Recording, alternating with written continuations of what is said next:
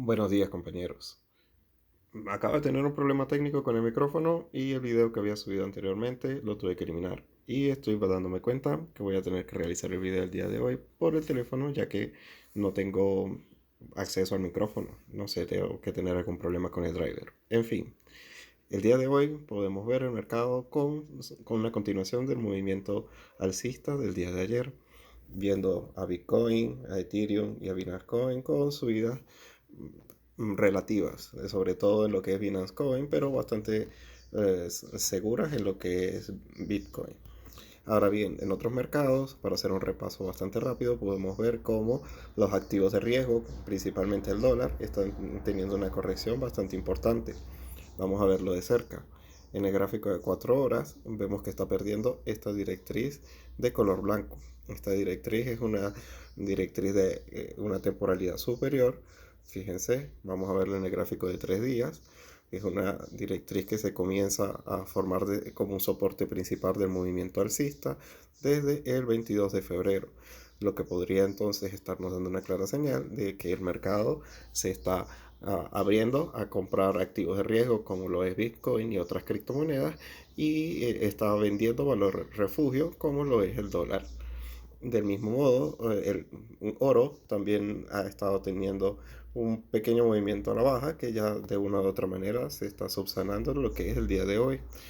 Pero de todas maneras, para todo lo que había estado cayendo, eso de todas maneras es bastante positivo. Pero está entrando muchísimo dinero al mercado, entre ellos a materias primas como el cobre. Y también podemos destacar los movimientos tan positivos que estamos viendo en el SP500, que continúa sobre su anterior resistencia ante soporte de los 4200. Esta ruptura que ha hecho por encima de los $4.200 y de mantenerse en donde se encuentra puede ser extremadamente positivo. Incluso una caída, y siempre que se mantenga por encima de los 4.180 va a mantenernos en una posición bastante alcista, ya que si está entrando dinero a todos los mercados, evidentemente a las criptomonedas también les debe ir de una manera muy positiva. La próxima resistencia que tiene lo que es el SP500 se encuentra en los $4.300. Para eso tendríamos que irnos al gráfico diario y ver que ahí se encuentra la media de 200 periodos en coincidencia con esta área de resistencias anteriores.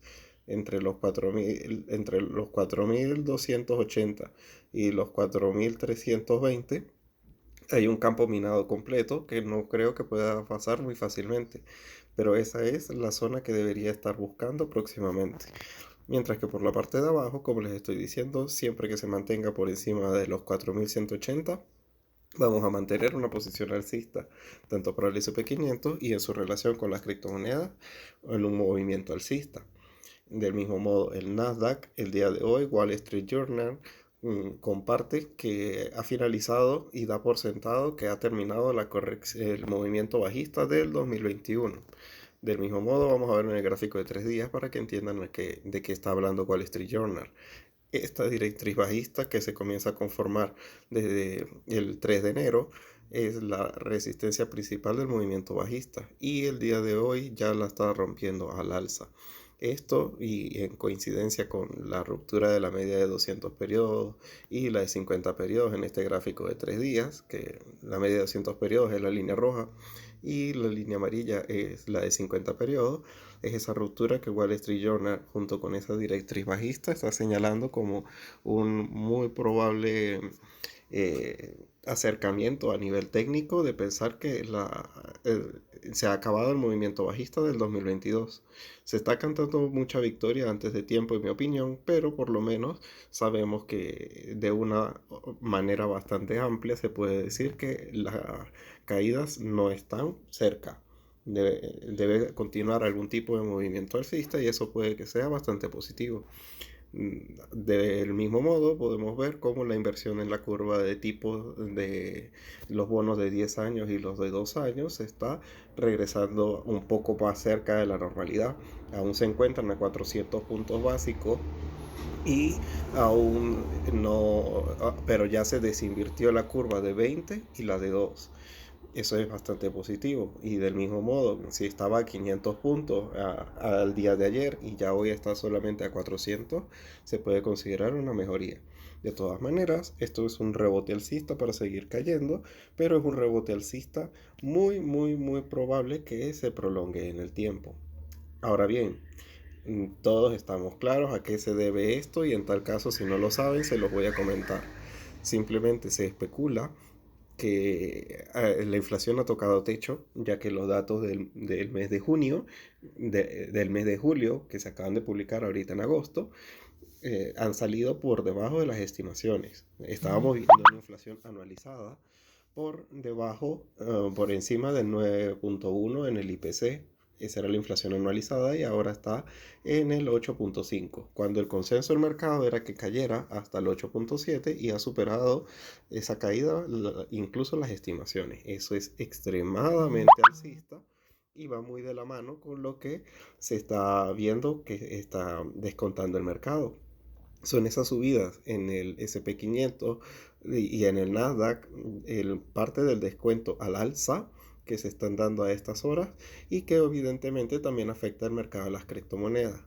Ahora bien, no estamos viendo aún lo que es la ruptura de las resistencias mayores de Bitcoin, es decir, no estamos viendo que se rompa el máximo de los $24.650 y que se mantenga un cierre por encima. Pero lo que se puede decir es que eso puede estar, la última limitante que pudiera encontrar el precio puede ser el dato que van a publicar el día de hoy durante la jornada del de Wall Street. En la jornada de Wall Street de hoy vamos a tener lo que es la publicación del IPP. Eso va a ser extremadamente importante y muy probablemente a partir de esa publicación que está por darse, vamos a continuar en la tendencia alcista siempre y cuando el precio no pierda los mínimos anteriores de los 22.600, vamos a mantener una posición, o esa es mi intención. Recuerden que este no es un canal de asesoría financiera, pero por simple análisis de observación, mientras no se pierdan los $22.600, no estaremos construyendo un mínimo por debajo de los anteriores. Es más, si nos damos cuenta, los mínimos son ascendentes y los máximos son crecientes. Esa configuración es la que se da en los movimientos tendenciales. Lo fundamental sería, como les digo, esa ruptura de los $24.600 para continuar entonces muy probablemente ya con un camino bastante claro hasta los $28.000. La resistencia más importante del movimiento actualmente va a ser, una vez terminado de romper esta última resistencia, esa. Sin embargo, hay que destacar algo muy importante. Mientras Bitcoin está aún luchando en esta zona que podríamos comenzar a considerar como una especie de triángulo, donde la base es justamente la unión de los mínimos anteriores y los máximos pudieran ser estos, simplemente en la unión de los máximos, es decir, la unión de los mínimos y los máximos anteriores. Lo importante es ver lo que están haciendo otras criptomonedas. Fíjense, la estructura de mínimos es ascendente desde los mínimos que se alcanzaron el 18 de junio, se retestean el 30 de junio. Esta fue una falsa ruptura con la publicación del dato de la inflación del mes de julio.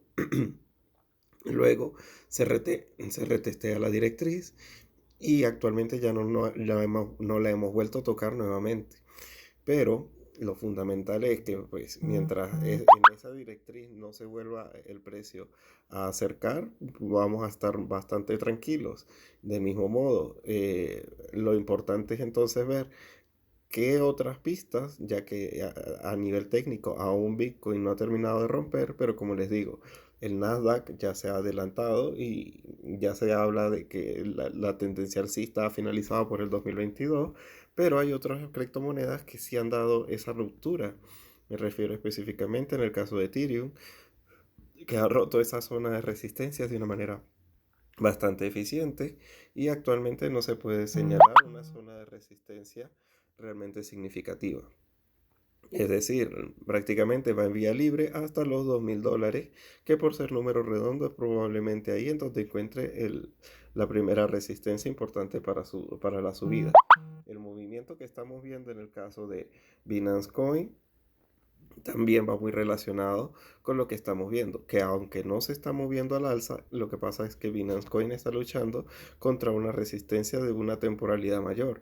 En los $330, ya se los había estado comentando que en este gráfico de 3 días, aquí lo podemos ver con claridad, fue la primera resistencia en su bull run inicial, cuando comenzaron con la Binance Smart Chain el 15 de febrero del 2021. Luego sí se rompió al alza en abril y también fue entonces, luego posterior a eso, zona de soporte en la corrección de mayo, rompe esa zona de soporte en finales de junio y luego cuando comienza el movimiento alcista importante de julio, es que se retoma al alza ese punto de los $330.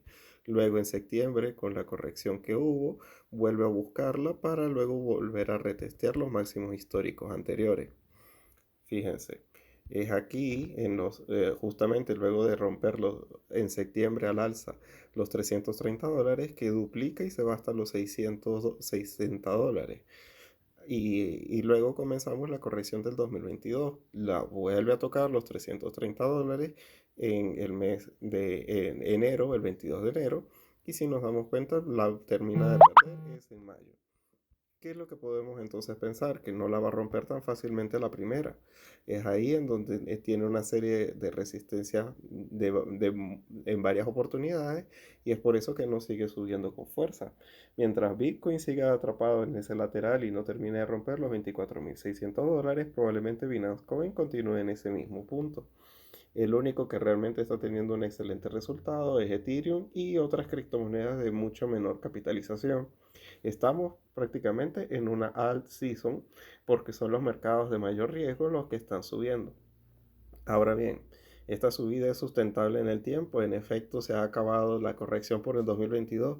Claro que no.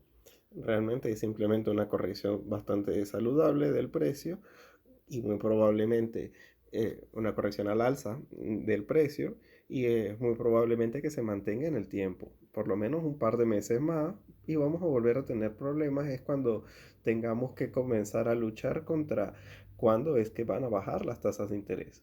Es decir, actualmente estamos celebrando el techo de la inflación, pero el techo de la inflación no implica que la Reserva Federal vaya a bajar las tasas de interés con fuerza.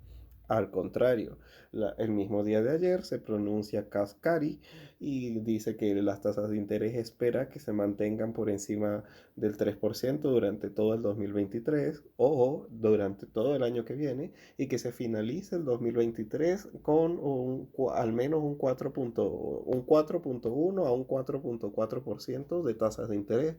No están hablando de bajar las tasas de interés. No están hablando de que el mercado haya acabado de luchar contra la inflación. Es más, ni siquiera consideran y ni dan por sentado que la inflación haya tocado techo. Todo esto es un descuento que el mercado está haciendo en un rally de alivio de mercado bajista.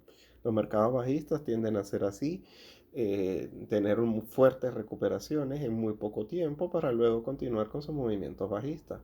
Y evidentemente no se le puede llevar la contraria al mercado y el mercado va a seguir descontando lo que tenga que descontar en su momento. Actualmente, entre cierre de posiciones cortas en forma de acorralamiento de este movimiento alcista y entrada de dinero nuevo al mercado, ya que se están viendo al menos noticias positivas, es lo que está llevando a motivar este mercado.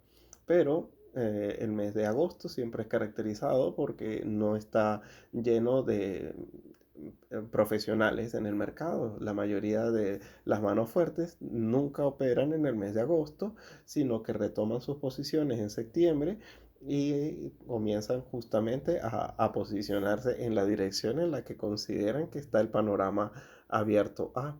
Entonces, esto es un mercado alcista de particulares, no de profesionales.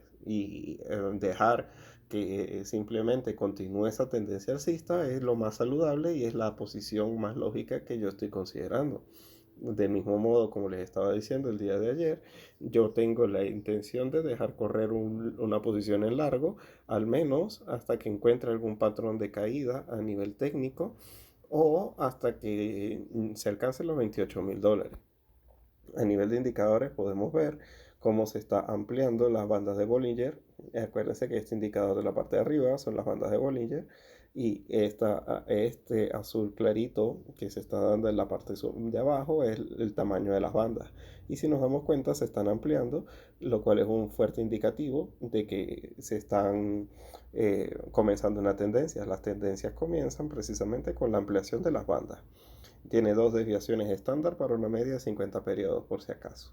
Y en el caso del indicador de arriba, que eso es un indicador de momento, podemos ver el desarrollo del Valle Verde y que la línea amarilla está rompiendo el punto 23, que es el número base que la línea tiene que romper al alza para indicar una tendencia. Entonces podríamos decir que a nivel de indicadores, del mismo modo, el Ishimoku, que es justamente la nube que se encuentra en la parte del fondo, me está dando una clara tendencia alcista y justamente a nivel de indicadores todo apunta a que debe continuar, es un movimiento tendencial y que es alcista, al menos en esta temporalidad de 4 horas, por lo que pensar en llevarle la contraria al precio no me parece lo más lógico. ¿Tendría sentido abrir un corto en zona de resistencia? La verdad es que sí podría pensarse esa idea, pero la descarto por precisamente los motivos fundamentales que se dieron el día de ayer, que probablemente la inflación haya tocado techo. Ahora, no es de todas maneras para tomar decisiones apresuradas, sino interpretarlo de la mejor manera. Y en mi opinión, la mejor manera es la siguiente. Ahora las caídas son para comprar y si tuviéramos la ruptura de los 24.600 al alza, aunque no corrija, ahí se compra. Simplemente por la idea de que al no tener resistencias por la parte de arriba cercanas, se va a desarrollar entonces ese movimiento que aún no ha explotado en el caso de Bitcoin, pero que en el caso de Ethereum y de Binance Coin ya lo hizo. Y que el Nasdaq ya lo hizo y el SP500 ya lo hizo, con la ruptura del 4.200 en el caso del SP500. Entonces, compañeros, y en resumen, estamos en una all season, porque son las pequeñas monedas de menor capitalización las que están subiendo con más fuerza, motivadas por el techo de la inflación. Las caídas son para comprar, pero probablemente vamos a tener problemas a mediano y largo plazo. Bueno, de todas maneras, si tienes alguna duda, recuerda dejármela en la caja de comentarios. Y si tienes alguna duda sobre el funcionamiento de los indicadores que tengo en la pantalla, recuerda que en el primer comentario explico muy bien cómo funciona cada uno de ellos. Bueno, compañero, espero que tengas una feliz sesión.